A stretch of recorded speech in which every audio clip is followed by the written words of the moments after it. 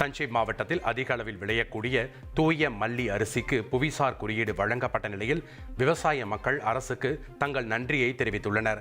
சுமார் 4.5 அடி உயரம் வரை வளரக்கூடிய இந்த அரிசியானது பாரம்பரிய நெல் வகைகளில் ஒன்றாகும். மேலும் மருத்துவ குணங்கள் நிறைந்தது. இதற்கு புவிசார் குறியீடு வழங்கப்பட்ட நிலையில் மகிழ்ச்சி அடைந்துள்ள விவசாயிகள் இயற்கை முறையில் சாகுபடி செய்யும் அரிசியையும் கொள்முதல் செய்ய வேண்டும் என அரசுக்கு கோரிக்கை வைத்துள்ளனர்.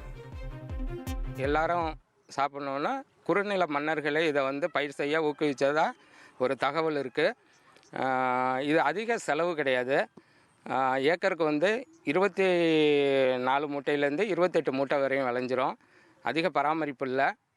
இளநீரில் என்ன சுவை இருக்குதோ அதே மாதிரி இதை வடிச்சிட்டு நீங்கள் பழையதாக சாப்பிட்டீங்கன்னா இளநீரில் உள்ள சுவை இதோட நீராகாரத்தில் இருக்கும். இதை சாப்பிட்டாக்க கை கால் வலி, இந்த மூட்டு வலியெல்லாம் இருக்காது. இதோட பயனை பார்த்தீங்கன்னாக்கா இதோட வயது பார்த்திங்கன்னா 125லேருந்து 130 நாள் வயது உடையது.